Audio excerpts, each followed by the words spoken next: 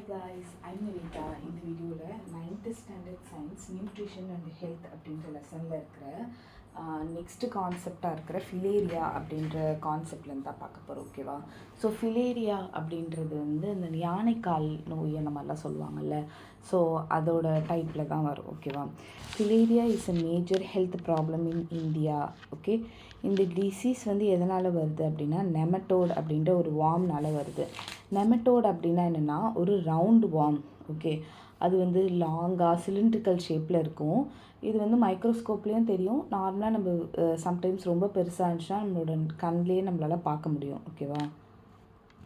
So எலிஃபேண்டிட்டிஸ் அப்படின்றது இந்த மாதிரி இருக்கிறது தான் நீங்கள் இப்போ பார்க்குறீங்கல்ல, அதுதான் வந்து உச்சேரியா பேன்க்ரோஃபி அப்படிங்கிற அந்த ஒரு நெமட்டோடா வார்ம். ஓகேவா? மைக்ரோஸ்கோப்பில் பார்க்கும்போது தெரியுது. ஸோ இந்த ஃபிலேரியா அப்படிங்கிற அந்த ஒரு விஷயம் வந்து எதனால் வருது அப்படின்னா நெமட்டோட் வார்ம் உச்சேரியா பேன்க்ரோஃபினால் வருது. The adult worms are usually found in the lymphatic system of man.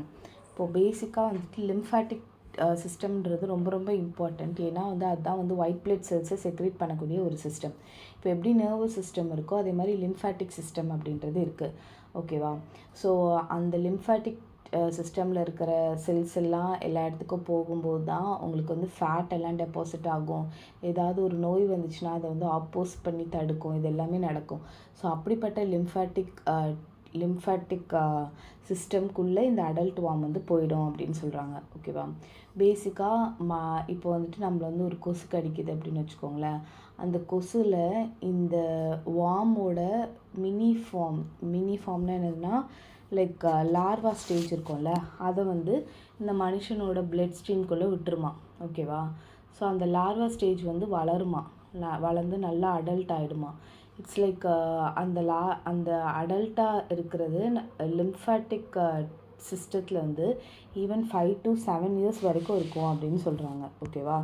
அந்த லார்வா ஸ்டேஜ்லேருந்து அடல்ட் ஸ்டேஜ்க்கு வந்துடும். ஓகேவா? அதுக்கப்புறம் நிறைய மைக்ரோஃபிலேரியாவை அது வந்து பிளட் ஸ்ட்ரீம்குள்ளே பரப்பி விடும். ஓகேவா? பேசிக்காக இது வந்து நைட் டைமில் தான் ரொம்ப ஆக்டிவாக இருக்கும் அப்படின்னு சொல்கிறாங்க. ஸோ அப்போ பிளட் ஸ்ட்ரீம் ஃபுல்லாக வந்துட்டு அந்த மைக்ரோஃபிலேரியாசிஸ் அது இருக்கும்போது திருப்பி வந்து ஒரு கொசு வந்து கடிக்குதுன்னு வச்சுக்கோங்களேன். அந்த கொசுக்குள்ளே அந்த அது போயிடும். அதுக்கப்புறம் அதுக்குள்ளே வந்துட்டு ஒரு 10 to 14 டேஸ்க்குள்ளே L3 லார்வா ஸ்டேஜ் அப்படின்றது ஃபார்ம் ஆகும். திருப்பி அகெயின் அந்த கொசு வேறு ஒருத்தங்களை போய் கடிக்கும்போது அந்த லார்வா இன்னொருத்தங்களுக்குள்ளே போயிடும்.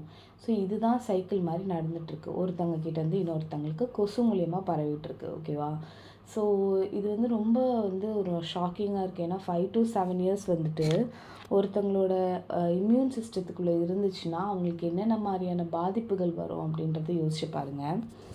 It is transmitted by the bite of infected Culex mosquito. ஓகேவா? Incubation period of filaria worm is 8 to 16 months. Filarial worm வந்து யாருக்காவது இருக்குது அப்படின்னாங்கன்னா அவங்கள தனிமைப்படுத்தணும். ஓகேவா? ஏன்னா அவங்கக்கிட்டேருந்து கொசு கடிச்சு வேறு ஒருத்தங்களுக்கு போயிடக்கூடாதுல்ல. அவங்கள வந்துட்டு யோசிச்சு பாருங்கள், 8 to 16 months வரைக்கும் தனிமைப்படுத்தணுமா. இந்த சிம்டம்ஸ் எல்லாமே வந்துட்டு ரொம்ப அக்யூட் இன்ஃபெக்ஷனாக இருக்கும். அக்யூட்னால் ரொம்ப ஸ்ட்ராங்கான ஒரு இன்ஃபெக்ஷனாக இருக்கும். ஃபீவர் இருக்கும். இன்ஃப்ளமேஷன் இன் லிம்ஃப் கிளாண்டு, அதை வீக்கம் இருக்கும். இன்ஃப்ளமேஷனால் வீக்கம். லிம்ஃப் கிளாண்ட் அப்படின்னா என்னென்னா, லிம்ஃப் அப்படின்னாலே ஒயிட் பிளட் செல்ஸை பேஸ் பண்ணியிருக்கிறது.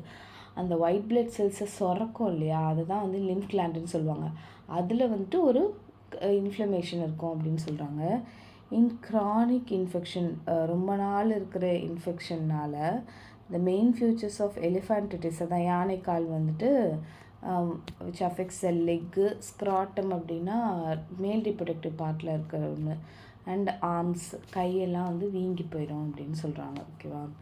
மஸ்கிட்டோவை எப்படி நம்ம ப்ரிவெண்ட் பண்ணலாம், கண்ட்ரோல் பண்ணலாம் அப்படின்னா mosquito net, mosquito screen, mosquito repellent. அதாவது மஸ்கிட்டோ ரெப்பலண்ட்னா அந்த க்ரீமை நம்ம கையில் போட்டோடனே மஸ்கிட்டோ வந்துட்டு தூரம் போயிடும். ஓகேவா? ஆயில்மெண்ட்டு இந்த மாதிரி யூஸ் பண்ணிக்கலாம். அதுக்கப்புறமேட்டு elimination of breeding places by providing adequate sanitation, underground waste water disposal system and drainage of stagnant water. அதாவது தண்ணியை தேங்க விடாமல் பார்த்துக்கணும். பேசிக்காக எந்த இடத்துல தண்ணி தேங்குதோ அந்த இடத்துல தான் போய் கொசு முட்டை போட்டு நிறைய கொசு வரும். ஸோ நம்ம வீட்டை சுற்றி இருக்கிற அந்த டயரு, இந்த சின்ன சின்ன பிளாஸ்டிக் இதிலலாம் இந்த தண்ணி சேராமல் பார்த்துக்கிட்டாலே போதும். அது மட்டும் இல்லாமல் அடிக்குவேட் சானிடேஷன், ப்ராப்பராக அந்த வேஸ்ட்டெல்லாம் நம்ம டிஸ்போஸ் பண்ணுற மாதிரி இருக்கணும். லைக் அந்த கீழே கிரவுண்டுக்கு கீழே வந்துட்டு ட்ரைனேஜ் போகிற மாதிரி நம்ம வந்துட்டு கன்ஸ்ட்ரக்ட் பண்ணால் தான் கொசுலாம் வந்து ஃபார்ம் ஆகாது அப்படின்னு சொல்கிறாங்க. Collection of water in an uncovered container, cover பண்ணாத கண்டெய்னரில் வாட்டர் இருக்கிறது, லைக் வாட்டர் டேங்க்கு, பாட்டு, ஃப்ளவர் பாட்டு, இதெல்லாமே நம்ம வந்து கொஞ்சம் அவாய்ட் பண்ணணும். ஸோ பேசிக்காக ஃப்ளவர் பாட்லலாம் வந்துட்டு கீழே ஹோல்ஸ் போட்டாங்க அப்படின்னா அந்த தேவையில்லாத தண்ணிலாம் அப்படியே வடிஞ்சு கீழே வந்துடும். ஸோ அந்த மாதிரிலாம் நம்ம பண்ணணும். வாட்டர் டேங்க்லாம் கரெக்டாக க்ளோஸ் பண்ணி வைக்கணும் அப்படின்னு சொல்கிறாங்க. அதுக்கப்புறம் மஸ்கிட்டோ வந்துட்டு லார்வா ஸ்டேஜ்லேயே எப்படி வந்து மஸ்கிட்டோ வந்து குட்டி குட்டியாக ஃபார்ம் ஆகிடுச்சு, ஓகேவா? அதை வந்துட்டு கண்ட்ரோல் பண்ணுறதுக்கு அந்த ஸ்டாக்னண்ட்டாக இருக்கிற வாட்டர் மேலே ஆயிலை வந்து ஸ்ப்ரே பண்ணுவாங்க. அப்போ ஆப்வியஸ்லி என்ன ஆகும்னா ஆயிலும் வாட்டரும் கலக்காது, அதனால் ஆயில் வந்து மேலே இருக்கும். அந்த லார்வால் மேலே வெளில வர முடியாது, ஓகேவா? அந்த மாதிரி பண்ணலாம். அடல்ட் மஸ்கிட்டோவெல்லாம் வந்துட்டு இந்த இந்த சாரி கொசு அடிக்கிற வண்டி, அந்த மாதிரி சம்திங் ஒரு புகை வண்டி மாதிரி வரும்ல, அந்த மாதிரி கில் பண்ணலாம். அதுக்கப்புறமேட்டு அப்ளிகேஷன் ஆஃப் கிரிட்டோனில்லா ஆயில், யூக்கலிப்டஸ் ஆயில் வந்து எக்ஸ்போஸ்டு ஸ்கின். ரொம்ப கொசு இருக்குது அப்படின்னா எங்கெல்லாம் வெளியில் தெரியுதோ அந்த இடத்துலலாம் அந்த யூக்கலிப்டஸ் ஆயிலெல்லாம் தடவிட்டோம் அப்படின்னா கொசு கடிக்கிறத நம்ம வந்து கொஞ்சம் அவாய்ட் பண்ணலாம். அடுத்தது பார்த்திங்கன்னா டிசீஸ் டிரான்ஸ்மிட்டட் பை அனிமல்ஸால் வரது. ஸ்வைன் ஃப்ளூ அப்படிங்கிறது நான் வந்துட்டு ஒரு 4th ஸ்டாண்டர்ட் படிக்கும் போதெல்லாம் வந்துட்டு ஸ்வைன் ஃப்ளூ நிறைய இடத்துல கேள்விப்பட்டிருக்கேன். ஜாக்கிரதையாக இருக்கணும். இப்போ வந்துட்டு கொரோனா எப்படி வந்திருக்கு, அது மாதிரி அந்த டைமில் வந்துட்டு ஸ்வைன் ஃப்ளூ ரொம்ப ஃபேமஸாக இருந்துச்சு. ஸ்வைன் ஃப்ளூ வந்துட்டு பிக்லேருந்து ஆரிஜினேட் ஆகிருக்கு. இந்த பிக் வந்து ஃபஸ்ட்டு பிக்கை தான் அஃபெக்ட் பண்ணும், அதுக்கப்புறம் ஹியூமன்ஸ் அஃபெக்ட் பண்ணுது. இந்த வைரஸ் வந்து ஏர்னால் ஸ்ப்ரெட் ஆகுது, அது ரெஸ்பிரேட்டரி சிஸ்டமாக அஃபெக்ட் பண்ணுது அப்படின்னு சொல்கிறாங்க. Influenza virus H1N1 has been identified. இந்த பர்டிகுலர் வைரஸ் தான் வந்து இந்த டிசீஸ்க்கான காரணம். இது வந்துட்டு எப்படி டிரான்ஸ்மிட் ஆகுதுன்னா ஒரு பர்சன்லேருந்து இன்னொரு பர்சனுக்கு அந்த இன்ஹலேஷன், ஓகேவா, அந்த சுவாசிக்கிறதுனால, அந்த சுவாசிக்கிற காற்று வெளியில் வரும்போது அது இன்ஃபெக்டடாக இருக்கும். அது இன்னொருத்தங்க அதே காற்றை சுவாசிக்கும் போது அவங்களுக்கு வந்துடுது. Or inhalation of droplet containing virus from the people sneezing or காஃபிங். யாராவது இருமுனாலோ தும்முனாலோ அந்த ட்ராப்லெட்ஸ் இருந்து வரதுக்கு வாய்ப்பு இருக்குது. Fever, cough, nasal secretion, fatigue, ரொம்ப டயர்டாக இருக்கிறது, ஓகேவா, ஹெட்டேக்கு, சார் த்ராட்னா தொண்டெல்லாம் கரக்கரன்னு இருக்கிறது, ரேஷஸ் இந்த பாடி ஏக் ஆர் பெயின், ரொம்ப சில்லுன்னு இருக்கிறது, நாசியானா ஒரு மாதிரி கொமட்டுற மாதிரி இருக்கிறது, வாமிட்டிங், டயோரியானா லூஸ் மோஷன்ஸ், ஷார்ட்னஸ் ஆஃப் பிரெத்னா மூச்சு விட முடியாமல் இருக்கிறது, இதெல்லாமே இந்த டிசீஸோட சிம்டம்ஸ். இது எப்படி ப்ரிவெண்ட் பண்ணலாம் அப்படின்னா நேசல் ஸ்ப்ரே வேக்சின் அப்படின்றத ஒன்று எடுத்துக்கலாம். அதுக்கப்புறமேட்டு யாரெல்லாம் ஃப்ளூவால் அஃபெக்ட் ஆகிருக்காங்களோ அவங்கக்கிட்ட ரொம்ப க்ளோஸ் கான்டாக்டில் இல்லாமல் இருக்கலாம். நிறையா வாட்டர், ஃப்ரூட் ஜூஸ்லாம் குடிக்கும்போது நமக்கு வந்துட்டு தண்ணீர் வற்றி போகாமல் இருக்கும் அப்படின்னு சொல்கிறாங்க. நிறைய ரெஸ்ட் இருந்துச்சுன்னா இந்த இன்ஃபெக்ஷனை தாண்டி பாடி ஃபைட் பண்ணும். எப்போவுமே ஹேண்ட்ஸை வாஷ் பண்ணும், அதுக்கப்புறம் சுகாதாரமாக இருக்கணும் அப்படின்னு சொல்கிறாங்க. ஸ்வைன் ஃப்ளூ வந்துட்டு ஃபஸ்ட்டு April 2009 தான் வந்துச்சு. மில்லியன்ஸ் ஆஃப் பீப்புள் அஃபெக்ட் பண்ணிச்சு. June 2009 அது வந்துட்டு ஒரு பெரிய பேண்டமிக்னே வேர்ல்டு ஹெல்த் ஆர்கனைசேஷன் சொன்னாங்க. 2015 இந்தியா என்ன ரிப்போர்ட் பண்ணியிருக்குன்னா 31,000 பீப்புள் அஃபெக்ட் ஆகிருக்காங்க. அதில் 1,900 பீப்புள் இறந்துட்டாங்க அந்த ஸ்வைன் ஃப்ளூனால் அப்படின்னு சொல்லியிருக்காங்க, ஓகேவா. Next avian influenza. ஏவியன்னாலே பறவை, ஓகேவா. ஏவியன் இன்ஃப்ளூயன்ஸா அப்படிங்கிறது contagious bird disease caused by virus, okay. Birds கூட வந்துட்டு இந்த மாதிரியான ஏவியன் இன்ஃப்ளூயன்ஸா வைரஸை வந்து கேரி பண்ணி ஸ்ப்ரெட் பண்ணும். அது வந்து எதுக்கெலாம் வரும், chicken, turkey, ducks, wild birds, pet birds, இது எல்லாத்துக்குமே வரக்கு வாய்ப்பு இருக்குது. இது வந்து இன்ஃப்ளூயன்ஸா வைரஸ் H5N1 அப்படின்ற வைரஸு. இது வந்து யாரோ ஒரு உங்களுக்கு வந்துச்சு அப்படின்னா அவங்க வந்து தனியாக 2 to 7 days இருக்கிற மாதிரி இருக்கணும். யாரெல்லாம் இந்த இன்ஃபெக்டடான பேர்ட்ஸ் கூட ரொம்ப க்ளோஸ் கான்டாக்டில் இருக்காங்களோ அவங்களுக்கெல்லாம் இந்த வரக்கு வாய்ப்பு இருக்குது. எப்படி வரும் அப்படின்னா அந்த பேர்டோட செக்ரீஷன் மவுத்துலேருந்தோ, ஐஸ்லேருந்தோ, மியூக்கஸ்லேருந்தோ, நேசல் செக்ரீஷன்லேருந்தோ அல்லது அதோட ட்ராப்பிங்ஸ்னால் அதோட வேஸ்ட்டு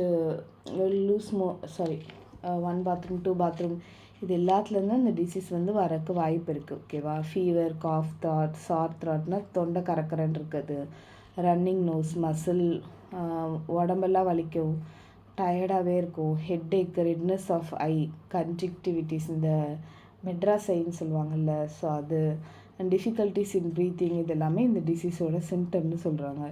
இந்த வைரஸ் பவுல்ட்ரி ஃப்ளூ வந்து poultry to human, virus transfer through eyes, nose and mouth and touch. அப்புறம் இந்த பர்சனுக்கு மோந்து பார்க்குறாங்களா, அப்புறம் H5N1 வைரஸ் இவங்களுக்கு வந்துடுதா. ஸோ அதுக்கப்புறம் அதோட சிம்டம்லாம் கொடுத்துருக்காங்க. லாஸ் ஆஃப் அப்படைட்னா பசியே இருக்காது. ஓகேவா? இது எப்படி ப்ரிவெண்ட் பண்ணலாம் அப்படின்னா, அவாய்டிங் ஓப்பன் ஏர் மார்க்கெட்ஸ் வேர் இன்ஃபெக்டட் பேர்ட்ஸ் எல்லாம் சோல்வ் பண்ணுற அந்த ஓப்பனில் மார்க்கெட் வச்சுருப்பாங்கள்ல, அந்த மாதிரி இல்லாமல் க்ளோஸ்டான ஒரு இடமா இருந்துச்சுன்னா அந்த அந்த இன்ஃபெக்ஷன்ஸ் வந்து பரவாமல் இருக்கும்.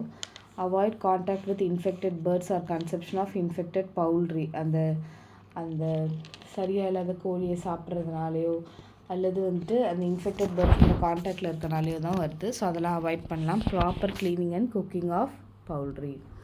Avian influenza virus H5N1 emerge in 1996. இது வந்து சதர்ன் சைனாவில் தான் ஃபஸ்ட்டு கண்டுபிடிச்சிருக்காங்க, ஹாங்காங்கில். H5N1 வந்துட்டு ஹியூமனில் டிஸ்கவர் பண்ணது 1997 வேர்ல்டு ஹெல்த் ஆர்கனைசேஷனால். இது வந்து ஃபஸ்ட்டு ரொம்ப பெரிய அளவில் வந்தது வந்து டிசம்பர் 2003. ஓகேவா? Next sexually transmitted disease. Sex வச்சுக்கிறதுனால டிரான்ஸ்மிட் ஆகக்கூடிய டிசீஸ் தான் பார்க்க போகிறோம். சில பேத்தோஜென்ஸ்னால் தீங்கு விளைவிக்கக்கூடியது. ஓகேவா? அது எல்லாமே வந்துட்டு sexual contact from one partner to another, not by casual physical contact. இப்போ சும்மா டச் பண்ணுறதுனால அந்த மாதிரிலாம் வந்து இந்த நோய் பரவாது. செக்ஷுவல் கான்டாக்ட் வச்சுக்கிட்டா மட்டும்தான் இது வந்து பரவும். ஓகேவா? அந்த மாதிரியான டிசீஸ் தான் வந்து AIDS, gonorrhoea, genital warts, genital herpes, syphilis, இதெல்லாமே. எய்ட்ஸை பற்றி பார்க்கலாம். எய்ட்ஸோட ஃபுல் ஃபார்ம் வந்து acquired immune deficiency syndrome. So பேசிக்காக இது அக்வைர்டுன்னு தெரியுது, வெளியிலேருந்து வந்திருக்குன்னு தெரியுது. இம்யூனோ அப்படின்னா லைக் இம்யூன் சிஸ்டம் வந்து டெஃபிஷியன்சி. ஓகே, டெஃபிஷியன்சின்னு என்னது, லைக் கம்மியாகிறது. ஸோ பேசிக்காக எய்ட்ஸ் வர்றதுனால எப்படி ஒரு பர்சன் இறக்குறாங்க அப்படின்னா, அவங்களோட இம்யூன் சிஸ்டம் வந்து சப்ரஸ் ஆகிடும். இம்யூன் சிஸ்டம்னால் இப்போ நம்மளை சுற்றி வந்துட்டு லட்சக்கணக்கான வைரஸ்ஸு, பாக்டீரியா எல்லாமே இருக்குது. ஆனால் நமக்கு ஏன் அவ்வளோவா வரலன்னா, நம்மளோட பாடி வந்து ஒவ்வொரு நொடியும் ஃபைட் பண்ணிகிட்ருக்கு அது கூட. ஓகேவா? அப்போ எய்ட்ஸ் வந்த பர்சனுக்கு என்ன ஆகும்னா, அந்த இம்யூன் சிஸ்டம் வந்து டவுன் ஆகிடும். ஓகே, அதனால் எல்லா இன்ஃபெக்ஷன்ஸும் அவங்களுக்கு வந்து அதனால் அவங்க வந்து இறப்பாங்க. ஓகே, இது வந்துட்டு எப்படி வருது அப்படின்னா, retrovirus, RNA virus, known as human immunodeficiency virus. ஓகேவா? இந்த வைரஸ் வந்து ஒயிட் பிளட் செல்ஸை அட்டாக் பண்ணும், அல்லது லிம்ஃபோசைட்ஸ், அதுதான் ஒயிட் பிளட் செல்ஸை உருவாக்குற அந்த ஒரு இதை, and weaken the body's immune and self defence mechanism. இது வந்துட்டு செக்ஷுவல் கான்டாக்ட் மூலயமா டிரான்ஸ்மிட் ஆகும். இன்ஃபெக்டட் பர்சன்லேருந்து ஹெல்த்தி பர்சனுக்கு வரும், அல்லது blood contact, transfusion of unscreened பிளட்னா, இப்போ வந்துட்டு ஒருத்தங்களுக்கு எய்ட்ஸ் இருக்குது அப்படின்னா அவங்களோட பிளட் எடுத்து எய்ட்ஸ் இல்லாதவங்களுக்கு கொடுத்துட்டாங்கன்னா அப்படியும் பரவுறதுக்கு வாய்ப்பு இருக்குது. ப்ராப்பராக செக் பண்ணணும், இந்த பிளட் டெஸ்ட்லாம் எடுத்து இவங்களுக்கு எய்ட்ஸ் இருக்கா இல்லையா அதெல்லாம் பார்க்கணும். பை சர்ஜிக்கல் எக்யூப்மெண்ட்ஸ், இப்போ இன்ஃபெக்ட் ஆன நீடில்ஸு, சிரஞ்சு, இதிலேருந்து கூட அந்த பர்சனுக்கு வரக்கு வாய்ப்பு இருக்குது. Maternal foetal transmission from infected மதர்லேருந்து அந்த குழந்தைக்கு வரக்கு வாய்ப்பு இருக்குது. ஓகேவா? Weight loss, prolonged fever, sweating at night, அதுக்கப்புறம் லைக் ரொம்ப நாளாக டயோரியா இருந்துகிட்டே இருக்கிறது, இதெல்லாமே இம்பார்ட்டண்ட் சிம்டம்ஸ்னு சொல்கிறாங்க. இந்த ஸ்ட்ரக்சர் ஆஃப் HIV இது எப்படி கண்ட்ரோல் பண்ணலாம் அப்படின்னா, சிரஞ்சு, நீடில்ஸ் இதெல்லாம் ப்ராப்பராக டிஸ்போஸ் பண்ணணும். அதுக்கப்புறம் சேஃப் செக்ஷுவல் கான்டாக்ட் அப்படின்ற ஒரு விஷயம் இருக்குது. ஸோ அதை செய்யணும். அதுக்கப்புறம் பிளட் ஸ்க்ரீன் பண்ணணும், பிளட்டை வந்து இன்னொருத்தங்களுக்கு கொடுக்குறதுக்கு முன்னாடி. அதே மாதிரி பிளேட்ஸு, ரேசஸ் இந்த மாதிரிலாம் ஷேர் பண்ணக்கூடாது. அப்புறம் எய்ட்ஸ் எப்படி டிரான்ஸ்மிட் ஆகுதுன்னு பீப்புளுக்கு எஜுகேட் பண்ணணும். HIV வைரஸ் எப்போ முதல்ல ரெகக்னைஸ் பண்ணாங்கன்னா, ஹட்டா USA 1981. இந்தியா வந்து எப்போ வந்து இந்த மாதிரி எவிடன்ஸ் எய்ட்ஸ் இன்ஃபெக்ஷன் இருக்குதுன்னு சொல்லிச்சுன்னா ஏப்ரல் 1986 தமிழ்நாட்டிலேருந்து. எய்ட்ஸ் வேக்சின் வந்துட்டு தாய்லாண்டில் 2003 பண்ணாங்க. அந்த ரிப்போர்ட்ஸ் வந்து 2011 ப்ரெசென்ட் பண்ணப்பட்டது. ஓகேவா? வேக்சின் RV144 ட்ரையல் மட்டும் கண்டக்ட் பண்ணியிருக்காங்க. ஓகேவா? இட்ஸ் லைக் நான் படிக்கும்போது ஒரு விஷயம் நடந்தது. என்ன அப்படின்னா, ஒரு சின்ன பையனுக்கு, ஓகேவா, ஒரு 10 வயசு பையனுக்கு வந்துட்டு எய்ட்ஸ் அப்படின்னு சொன்னாங்க. ஸோ என்ன அப்படின்னு செக் பண்ணி பார்க்கும்போது அந்த பையன் வந்துட்டு ஒரு பானிபூரி சாப்பிட்ருக்கான். ஓகேவா? அந்த பானிபூரி பண்ணும்போது என்ன பண்ணுவாங்கன்னா, அந்த உடைப்பாங்கல்ல அந்த பூரியை, அப்போ அந்த பானிபூரி உடைக்கிறவங்க வந்து வெறும் கையாலே உடைச்சிருக்காங்க. ஓகே, உடைக்கும் போது அந்த பானிபூரி கடைக்காரனுக்கு எய்ட்ஸ் இருந்திருக்கு. அது வந்து அந்த பிளட்டு வழியாக அந்த உடைக்கும் போது அவன் கையில் குத்தி அந்த பானிபூரிக்குள்ளே வந்திருக்கு. அந்த பானிபூரியில் இந்த பிளட்டை இந்த பையன் சாப்பிட்டதுனால அவனுக்கும் எய்ட்ஸ் வந்துடுச்சு அப்படின்னு சொன்னாங்க. ஸோ இது மூலிமா கொஞ்ச நாள் வந்துட்டு பானிபூரியே சாப்பிடாம இருந்த காலம்லாம் இருந்தது. கொஞ்சம் கேர்ஃபுல்லாக இருக்கணும். லைக் பானிபூரி சாப்பிட்ற கடை சுத்தமாக இருக்கா, அவங்க வந்துட்டு கையில் வந்து ஒரு பிளாஸ்டிக் க்ளவுஸ் போட்டிருக்காங்களா அப்படின்றத நம்ம செக் பண்ணிக்கணும். நெக்ஸ்ட்டு பார்க்க போகிறது என்னென்னா hepatitis B or serum hepatitis அப்படிங்கிறது. இது வந்து எப்படி நடக்குது அப்படின்னா, பேசிக்காக இது ஹெப்பாட்டிட்டிஸ் அப்படின்னாலே லிவரை போய் அஃபெக்ட் பண்ணும். லிவர் வந்து மாஸ்டர் கிளாண்டுன்னு சொல்லுவாங்க. பேசிக்காக லிவர் வந்துட்டு எப்படி சொல்கிறது, லிவர் தான் வந்து எல்லா டாக்ஸிக், உடம்புல இருக்க எல்லா டாக்ஸிக்கும் எடுக்கிறதே லிவர் தான். அது பாதிக்கப்படும் போது ஆப்வியஸ்லி உடம்பு ஃபுல்லாக பாதிக்கப்படும். ஓகேவா? It occurs due to the infection of hepatitis B virus affect பண்ணுறதுனால virus damage the liver cells and causing acute inflammation. ஓகேவா? இன்ஃப்ளமேஷனாக வீக்கம் and cirrhosis of liver. Cirrhosis அப்படின்னா வந்துட்டு ஹெல்த்தி லிவர் வந்து ஃபுல்லாக ஸ்கார் டிஷ்யூவால் ஃபில் ஆகிருக்கிறது, அடிப்பட்ட மாதிரி இருக்கிறது. ஓகேவா? இது வந்துட்டு ட்ரான்ஸ்ஃபர்டட் ஃப்ரம் இன்ஃபெக்டட் மதர்லேருந்து அவங்களோட பேபிஸ்க்கு வரும், அல்லது செக்ஷுவல் கான்டாக்ட் மூலயமா வரும். ஓகேவா? அது மட்டும் இல்லாமல் இது வந்து பர்சனோட secretion like saliva, sweat, tears, கண்ணீர்லேருந்து, பிரெஸ்ட் மில்க்லேருந்து, பிளட்லேருந்துலாம் வரக்கு வாய்ப்பு இருக்குது.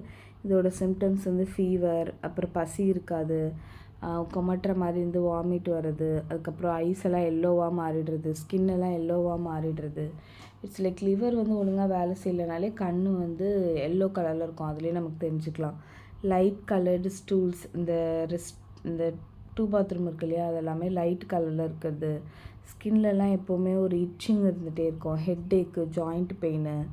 இது எப்படி ப்ரிவெண்ட் பண்ணலான்னா, பிளட் கொடுக்குறதுக்கு முன்னாடி, பிளட் டொனேஷன்லாம் கொடுக்குறதுக்கு முன்னாடி ஸ்க்ரீன் பண்ணணும். ஓகேவா? இவங்களுக்கு ஏதாவது நோய் இருக்கா, அது எல்லாமே. இன்ஜெக்ஷன் ஆஃப் ட்ரக்ஸ் எல்லாம் ப்ரிவெண்ட் பண்ணணும். சேஃப் அண்ட் ப்ரொடெக்டட் செக்ஸ், அந்த ரேசாஸ், அந்த கத்தி, பிளேடு இதெல்லாமே ஷேர் பண்ணாமல் இருக்கணும். அதுக்கப்புறம் ஹெப்பாட்டிட்டிஸ் வி வேக்சின் வந்துட்டு ஹெப்பாட்டிட்டிஸ் HBVயை வந்துட்டு ப்ரொடெக்ட் பண்ணுது. இந்த வேக்சின் வந்து சேஃபானது, ஹைலி எஃபெக்டிவ். நிறையா செக்ஷுவலி டிரான்ஸ்மிட்டட் டிசீஸ் எல்லாம் பாக்டீரியா, வைரஸ் அது மூலயமா இருக்குது. அது எல்லாமே இந்த டேபிளில் பார்க்கலாம். இப்போ கொனோரியா அப்படின்ற ஒரு செக்ஷுவலி டிரான்ஸ்மிட்டட் டிசீஸ் வந்து பாக்டீரியா தான் இன்ஃபெக்டிவ் ஏஜென்ட். காசேட்டிவ் வந்துட்டு நெய்சேரியா, கொனோரியா செக்ஷுவல் கான்டாக்ட்னால வருது. யூரித்ரா அப்படின்னா என்னது, அந்த யூரினரி பிளாடர், அதுக்கப்புறம் கீழே யூரினரி ட்ராக், அதுக்கப்புறம் யூரித்ரா, அதில் அஃபெக்ட் ஆகும். ஓகேவா? பேசிக்காக அந்த 1 பாத்ரூம் போகிற அந்த இடத்துல வந்து அஃபெக்ட் ஆகும். Discharge from genital opening, pain during urination. இதோட சிம்டம்ஸ் என்ன அப்படின்னா, ஜெனிட்டல் ஓப்பனிங்னா அந்த அந்த நம்ம ரீப்ரொடக்டிவ் பார்ட் இருக்குல்ல, அதுலேருந்து சம் டிஸ்சார்ஜஸ் வரும். ஓகே, ஏதோ ஒன்று வெளியில் வர மாதிரி இருக்கும், கசிகிற மாதிரி இருக்கும். அதுக்கப்புறமேட்டு யூரின் போகும்போது பெயினாக இருக்கும்.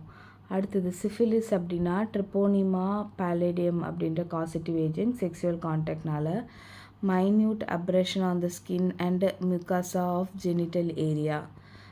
குட்டி குட்டி அப்ரேஷனாக உராய்வு மாதிரி இருக்கிறது, நம்ம ஸ்கின்ல வந்துட்டு ஏதோ ஒன்று நார்மலாக இல்லாமல் உராய்வு மாதிரி இருக்கிறது. அதுக்கப்புறமேட்டு மியூகாசா ஆர் ஆஃப் ஜெனிட்டல் ஏரியாவில், ஜெனிட்டல் ஏரியானா பேசிக்காக ரீப்ரொடக்டிவ் அந்த அந்த ஏரியா தான். ஸோ அதில் இந்த மாதிரி இருக்கிறதுக்கு வாய்ப்பு இருக்குது. Ulceration of genitals and skin eruption. Okay, symptoms என்னென்னா அந்த ஜெனிட்டல் பார்ட்டில் வந்து அல்சர் இருக்கிற மாதிரி இருக்குமா. அதுக்கப்புறமேட்டு குட்டி குட்டியாக வந்து ஸ்கின் எரிப்ஷன் வெளியில் வந்திருக்கோன்னு சொல்கிறாங்க. அதே மாதிரி ஜெனிட்டல் ஹெர்ப்ஸ் வந்து ஒரு வைரஸ்னால் வர டிசீஸ், ஹெர்ப்ஸ் சிம்ப்ளெக்ஸ் வைரஸ் அப்படின்றது. இது வந்துட்டு செக்ஷுவல் கான்டாக்ட் மேலே entry through mucous membrane of genital ரீஜனில் வழியாக தான் அது போகும். இது வந்துட்டு யார் அஃபெக்ட் பண்ணுன்னா ஜெனிட்டல் ஆர்கன்ஸ், அந்த reproductive organs of male and female individuals affect பண்ணும். Painful blister in mouth, lips, phase, genital ரீஜன்லலாம் குட்டி குட்டியாக புண்ணு மாதிரி வந்திருக்கும் அப்படின்னு சொல்கிறாங்க. அதுக்கப்புறம் டிசீஸ் பேர் ஜெனிட்டல் வார்ட்ஸு. இது வந்துட்டு வைரஸ், ஹியூமன் பேப்பிலோமா வைரஸ் மூலயமா வருது. Sexual contact, skin to skin, genital areas of male and female individuals, vagina discharge, இச்சிங்னா அரிக்கிறது, ப்ளீடிங் ரத்தம் வருது, அண்டு பேர்னிங் ரொம்ப எரியுறது, இதெல்லாமே இந்த நோய்க்கான சிம்டம்ஸ் அப்படின்னு சொல்கிறாங்க. ஓகேவா. நெக்ஸ்ட்டு வந்துட்டு இம்யூனைசேஷன் அப்படின்றதெல்லாம் நம்ம நெக்ஸ்ட் வீடியோவில் பார்க்கலாம். தேங்க்யூ ஸோ மச் ஃபார் வாட்சிங். இந்த வீடியோ உங்களுக்கு பிடிச்சா மறக்காமல் லைக் பண்ணுங்கள், ஷேர் பண்ணுங்கள், சப்ஸ்கிரைப் டு மை சேனல்.